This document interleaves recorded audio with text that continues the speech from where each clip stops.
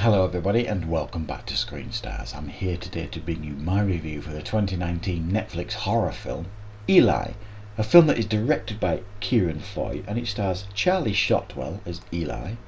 We have Kelly Riley as Rose, Max Martini as Paul, Lily Taylor as Dr. Hon and Sadie Sink as Haley, and you will recognise Sadie Sink as she is in the Stranger Things TV show. Now this is a film that focuses on Eli, a young boy who for much of his life has suffered from an autoimmune disorder, which basically means he's had to spend a big chunk of his life living inside an oxygen tent, and every time he goes outside he has to wear a protective suit because basically he's allergic to the world. And his parents, played by Kelly Riley and Max Martini, Rose and Paul, have been searching for a long time for some kind of treatment for their son Eli, and they managed to find this treatment centre way out in the country, in this big house that is run by Lily Taylor's character Dr. Hon, and she promises that she can offer a treatment that could potentially cure this condition that Eli has. So the parents tighten their belts for a few years, get enough money to head out there, and they head into this house. However, when they get there, the treatments that are offered to Eli are both very, very difficult for his body to take, and it also turns out that there actually could be something a little bit more sinister taking place at this treatment centre. Right, that's all I really want to talk about on the story, because I'm very conscious with this film of giving away spoilers here, and I don't want to do that because where this film went I didn't expect, because this film presents itself for much of the film as quite a typical ghost story, ghost haunting type story, because that's what it presents itself as, so that's what you think it is. However, what it actually turns out to be something quite different entirely, and I quite appreciated that twist and turn. And it turns out to be more along the lines of something a cross between The Omen and Rosemary's Baby almost. And it was a really quite well made film. I really quite enjoyed it for the most part. It's quite an enclosed film. You basically just get these characters that I mentioned, as well as so his only real interactions are with his parents and these nurses at this place. There's nobody else there. And Sadie Sink, who plays Haley, is like a neighbourhood child that keeps tapping on the window and talking to him through the glass, and that's it. It's just the characters that you get here in this film, so it's quite an enclosed film, but it's quite atmospheric as well. I mean, it's got some pretty effective scares going on here. Some of them are a bit by the book, but there's a handful of them that are really quite effective, and by the end, very, very effective stuff starts taking place, and that's what I'm conscious about giving anything away.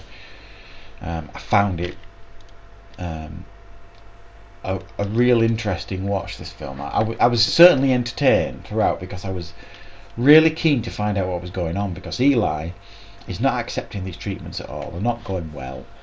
They're causing him a lot of distress and pain, and there's 3 levels of treatments, and he's gone through level 1 and 2, and level 3 is the big one, the big treatment, and his body's not accepting the treatments, and he's very suspicious about this building and these nurses, especially Lily Taylor's character, and his parents won't listen to him. He thinks the place is haunted. He's having these interactions with these spirits.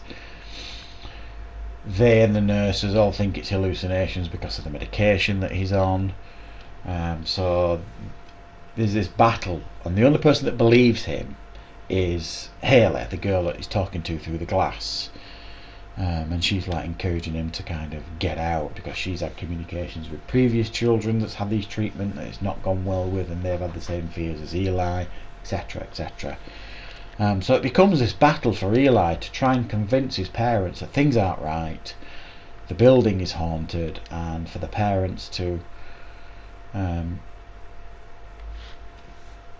try and believe Eli and what's happening, but they just don't, in the sense of they just think it's the treatment, and they are told by the nurse that it is the treatment and the medication that he's on. So you get this constant battle going on throughout the film, and then that ending, the last 15-20 minutes of this film was bloody great. I really liked it. It took a real turn, a turn that I didn't expect, and it becomes something other than a haunted house film. So I appreciated that. And yeah, I think Netflix, for the most part, are churning out some pretty impressive films. This is another one that I would have liked to have seen on the cinema, and that's not to demean Netflix at all. I love Netflix. We all love Netflix. I think it's great value for what we get.